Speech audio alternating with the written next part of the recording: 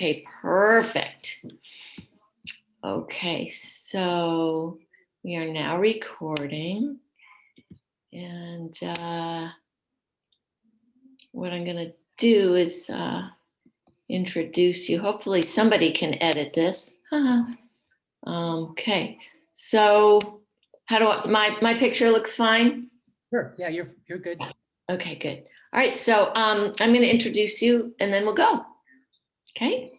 All right, so hey everybody, this is Paul Scott, a World Vasectomy Day fan who's a lifelong environmentalist and has an unusual story about vasectomy. He's also going to talk to us about electric cars and the intersection of EVs and vasectomy. So Paul, hey there. You had a vasectomy at age 23, is that correct? Correct, yes. Why did you choose to do that? Well, I had just moved to Eugene, Oregon from San Antonio, Texas, and I had been an environmentalist already for a few years by the time I got there, but I got into the environmental world really quick after moving there and started working for a nonprofit recycling organization. But I had been influenced by the Club of Rome's Limits to Growth and Paul Ehrlich's population bomb. So I realized that overpopulation was one of the biggest problems, the root cause of much of the problems of the world. And I wanted to counter that. From a personal perspective, I had no desire to have children. So I started looking for a doctor who would perform the procedure on somebody so young who wasn't married and had no kids. And it took a while. It took me I think about 3 or 4 different doctors before I found one who was willing to do the job. And what is it that finally convinced him? What is it that you said to him and how did he react?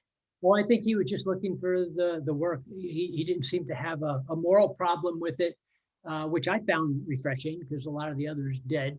And, I didn't really get into a discussion with him as to why, but that just be it. He didn't seem to care about the fact that I was young and had no children. Okay, and great. And so as it turns out, you went on to have a lovely daughter through other means. And this is something I've known you a long time, but I've never asked you. Did you look into reversal at all? No, never even considered it. The reason we had a child is my wife at the time wanted one. All of our friends, we were all in our mid to late 20s, and most of them were having kids. And so she asked if we could get a donor and do that, and I agreed.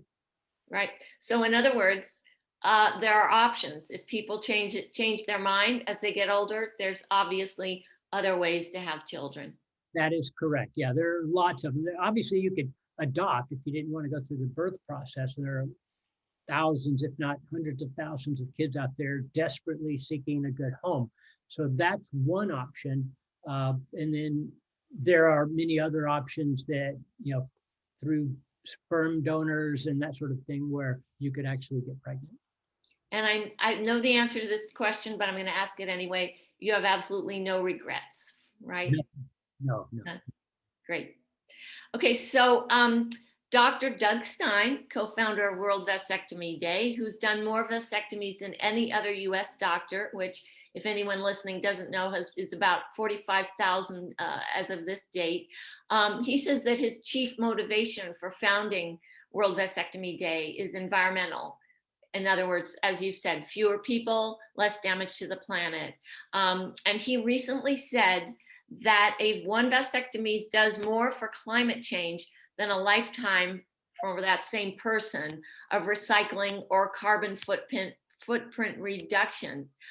For some 20 years, you've been a very vocal advocate for electric vehicles, especially driving those EVs on sunshine. And so you've been on a mission to reduce our carbon footprint. So would you agree with Doug, who you've met and love, that a vasectomy does more for climate change than a lifetime of recycling or carbon footprint reduction? Well, certainly on the first part of it, a lifetime of recycling, he is absolutely correct. But it depends on how he defines working on carbon reduction. If it's just for that individual, again, he is correct. But if you can leverage your activism in carbon reduction across the broad spectrum of the entire population, and get hundreds of thousands and eventually millions of people to do the exact same thing, then that level of carbon reduction does outweigh an individual being brought into the world. But it just depends on how you define carbon reduction. Mhm, mhm.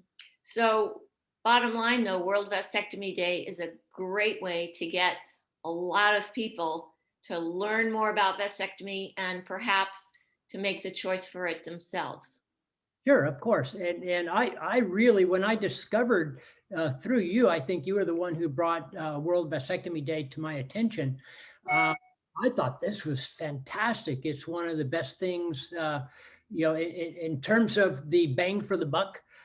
You can spend money paying for women to get a tubal ligation, but that costs 3 to 4 times as much and is much more invasive and problematic from a health standpoint than if you buy a vasectomy for somebody. So, and one vasectomy can prevent a lot of pregnancies across multiple partners and that sort of thing. So I thought this is a really good way to spend my money to help reduce the population growth. So in other words, you've been a financial supporter of World Vasectomy Day.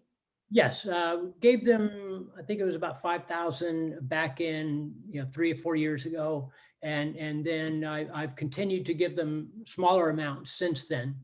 Mhm. Okay, so supporting World Vasectomy Day, since we're talking about carbon, is one great way to reduce our footprint. For your last words, what else would you say along those lines that anyone watching today needs to know to help fight climate change?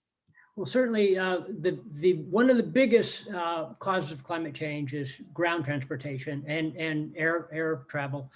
So the burning of oil in internal combustion engines is something close to 50% of the problem. Energy generation is the lion's share of the rest.